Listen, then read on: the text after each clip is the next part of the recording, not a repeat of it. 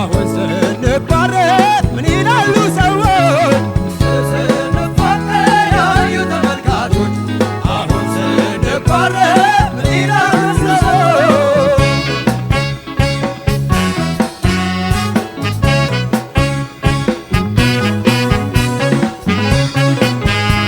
ታርገን እንቀጥለው ሰዎቹ ምን ይላሉ እንዳይባል ከንቱ ሰዎቹ ምን ይላሉ ሊሆን የማይችል ፍቅር እንደ ጥንቱ ሰዎቹ ምን ይላሉ ይዋደዱ ነበር ሰዎቹ ምን ይላሉ እንደ ዛሬው ሳይሆን ሰዎቹ ምን ይላሉ ሰው እንደ አማራ አይኖር ከቶ ምንም ቢሆኑ ሰዎቹ ምን ይላሉ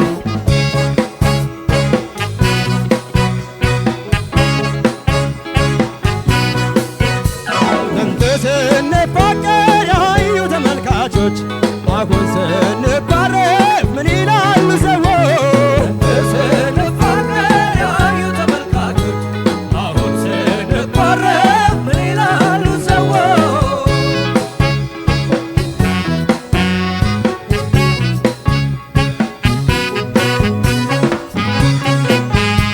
ማለቂያው ሳያምር ሰዎቹ ምን ይላሉ ሆነው ቀሩ ከንቱ ሰዎቹ ምን ይላሉ ሊሆን የማይችል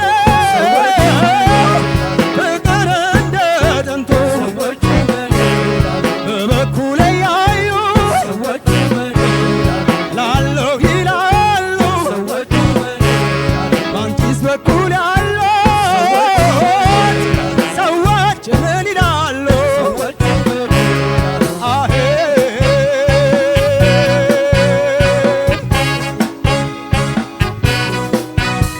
ጥንት ስንፋቀር ያዩ ተመልካቾች አሁን ስንባረክ ምን ይላሉ ሰዎች ጥንት ስንፋቀር ያዩ ተመልካቾች አሁን ስንባረክ ምን ይላሉ ሰዎች ጥንት ስንፋቀር ያዩ ተመልካቾች አሁን ስንባረክ ምን ይላሉ ሰዎች ጥንት ስንፋቀር ያዩ ተመልካቾች አሁን ስንባረክ ምን ይላሉ ሰዎች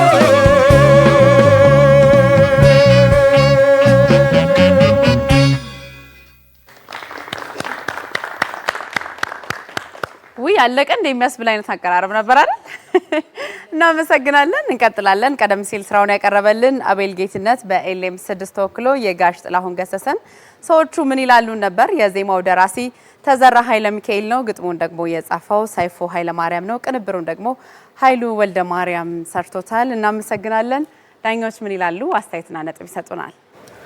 እሺ አቤል ጌትነት የጋሽ ጥላሁን ገሰሰን ምን ይላሉ ሰዎች የሚለውን ዜማ ነው ይዘህ የመጣው። ዘፈኑ በራሱ ቆንጆ ነው፣ ግን ለዚህ መድረክ ይመጥናል የሚለው ላይ ጥያቄ አለኝ። ለምን ዜማው ራሱ መልሶ ነው የሚያመጣውና እዚህ ጋር ይሄን መምረጥን ሳይ የሆነ የተለየ ነገር ምንድነው የምታረገው እያልኩ እየጠበቅኩ ነበር። ምክንያቱም አንዱ ዜማ መጥቶ ሁለተኛውንም ራሱን ይደግማልና አንተ ራሱን ነው መልሰ ስደጋግመው የነበረው። አጠቃላይ የነበረው ፐርፎርማንስ ጥሩ ነው፣ ግን መካከለኛ የሚባል ነው። ወይ አላዘለለኝም፣ ወይ አላስከፋኝም፣ ወይ አላስለቀሰኝም። ምንም ማለት በቃ ሚዲየም ፐርፎርማንስ ነው። አሁን ደግሞ ያለንበት ሳምንት ስንተኛ ነው? 11ኛ ሳምንት ሊያልቅ 2 ሳምንት ነው የቀረን። በዚህ ጊዜ የሚቀርብ ዜማ ነው የሚለው ጥያቄ ልክ አይደለም። የመረጥከው ዜማ ላይ ነው እኔ ቅር ያለኝ። የተጫወትክበት መንገድ ጥሩ ነው፣ ግን ለመድረኩ አሁን ለተጫወትክበት ብዙ ያንተን ቴክኒክህን ወይም የድምጽህን ለዛ ወይ ሌላ ክህሎትህን የሚያሳይበት ነገር ብዙ አላየሁኝም። በመጀመሪያው አካባቢ ተቀባዮችህም ትንሽ ከቅኝት ይወጡ ነበር፣ ግን እነሱ አይደሉም ተወዳዳሪዎቹ። በዛ ምክንያት አይደለም ያው ልንገር ብዬ ነው እንጂ እንዲህ አይነት ዜማ ስትመርጥ ምታሳምረውን ነገር ወይ ሌላ የተሆነ ክሪኤቲቭ የሆነ ነገር ሊኖር ይገባል።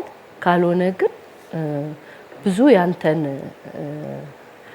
መልካሙን ጎንህን የሚያሳይ ነገር የሚያሳይ ዜማ መምረጥ ነበረብህ።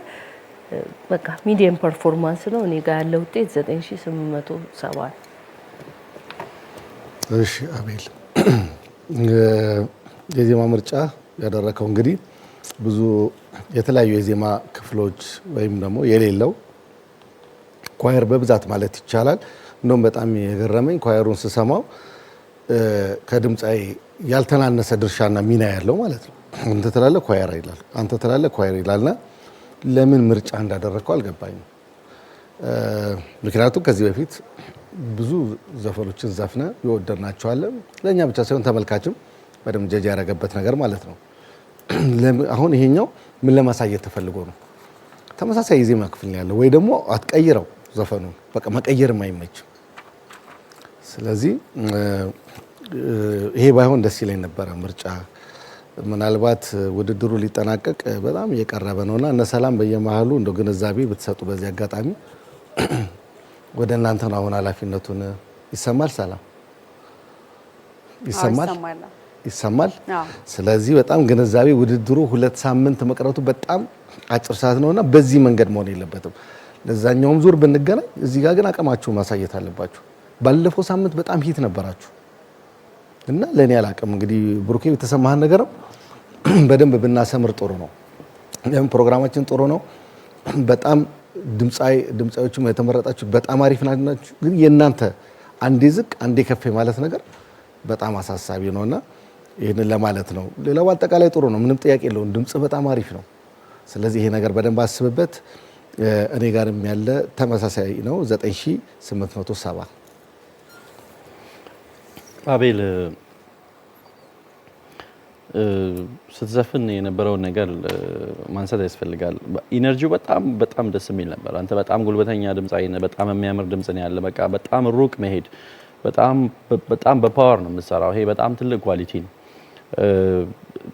ያለ ማይክሮፎን እንኳን ብዘፍን በጣም ሩቅ እንደሚሰማ ያስታውቃል። የጉልበትህ ልክ ማለት ነው። አፍ አከፋፈት ቴክኒክ፣ ቃላቶቹን አባባልህ ምናምን በጣም ግሩም ነው። ይሄ ቮካል ቴክኒክ ላይ ያለህ ነገር በጣም ጥሩ ነው። ግን ምንድነው ማሰብ ያለብህ አሁን ይሄ የዜማ ክፍሎቹ በሙሉ ላይ ናቸው አይደለም ያሉት፣ ውስን የዜማ ክፍሎች ነው ያሉት እና ላይ ነው። በዛ ላይ በጣም በጩኸት ነው የሚሰራው። ስለዚህ ያ ማለት በቃ በጣም አውትስታንዲንግ ዜማ ነው በቃ ለውድድር ምናምን የሚገርም ነው ማለት አይደለም። ስለመጮህ አይደለም የምናወራው። በጣም ተደጋጋሚ ጊዜ ተነግሮናል። በቃ አይደለም የዜማ ቫራይቲው ብዙ ቢሆን ወለታችም መካከለኛውንም የላኛውንም የሚያካልል ቢሆን ባይሆንም ግን እንደዛም ሳይሆን አንድ የዜማ ክፍል ወይ ሁለት የዜማ ክፍል ያለውን አይነት ዜማ አቅርበው ብዙ ተወዳዳሪዎች በቃ በጣም የሚገርም ፐርፎርማንስ አሳይተውን ያውቃሉ። አየህ፣ ስለዚህ የዜማ ቫራይቲው ትንሽ መሆኑም አንዳንድ ጊዜ በፐርፎርመሮቹ የሚካካስ ነገር አለ። ለካ ይሄን ዜማ እንደዚህ አድርጎ መጫወት ይቻላል እንዴ እስከሚባል ድረስ ማለት። ስለዚህ አንድ ዜማ ሁለት ዜማ ተደጋጋሚ ሉፕ እያደረገ ሲመጣ ምን ካንተ ማለት ነው ገብቷል አይደል? ስለዚህ ወይ ትናንሽ የሆኑ የዜማ ቅንጣቶችን እየወሰድክ ተደጋጋሚነቱን እስከምንረሳ ድረስ ትንሽ ቅመም እየጨመክ መቀያየር ብችል፣ ካልሆነ ምርጫው ላይ ቢስተካከል የሚል ሐሳብ። የዜማ ምርጫ ላይ በጣም ጥንቃቄ ማድረግ ይኖርብሃል። እንደው ዜማው የጋሽ ጥላሁን ስለሆነ በቃ ለውድድር ይሆናል በጣም ከባድ ነው ብለህ እንደዚህ ማሰብ ልክ አይደለም። ማንም ይስፈነው፣ እኛ ዜማ ውስጥ ምን አይነት ኤሌመንቶች አሉ የሚለውን ነው የምናየው እንደ ባለሙያ ማለት ነው። ስለዚህ እሱን ነገር በጣም ማሰብ ያስፈልጋል። አንድ ዜማ ስትመርጥ በዛ ውስጥ ምን ላሳይ ዛሬ የትኛውን የኔን ኳሊቲን ላሳይ ይሄን እዚህ ዜማ ውስጥ የሚለው ነገር ትልቅ አሳይመንት ነው መሆን ያለበት። ከቅኝት ጋር በተያያዘ በጣም ብዙ ቦታ በጣም ግሩም ኢነርጂ ደስ ይላል ምናምን፣ ግን አልፎ አልፎ የሚሰሙ ነገሮች አሉ ብዙ ለክፉ የሚሰጡ አይደሉም። ትልቁ ችግር የሆነው እዚህ ላይ የዜማ ምርጫ ነው። ምንም ወዲያው ነው ያለቀው ምናምን እያለች ነበር ሰላም አይደል? ርዝመቱም ብዙ ነገሩ ባይሆን ይሻላል አንተ ከዚህ በላይ ነገሮችን ፐርፎርም ማድረግ ስለምትችል ማለት ነው እንጂ እንደ ፐርፎርማንስ መጥፎ ነገር አይደለም የተጫወትከው። ግን ንጽጽር አለ አይደለም? ከጓደኞች ጋር ትነጻጸራለህ። አንተ ከራስህ ጋር ከመታመጣው ለውጥ ጋር ትነጻጸራለህ። በብዙ አቅጣጫ ማየት ያስፈልጋል ውድድሩን። ከዛ መንገድ ብታየው ጥሩ ነው። እኔ ጋም 9870 ነው ያለ።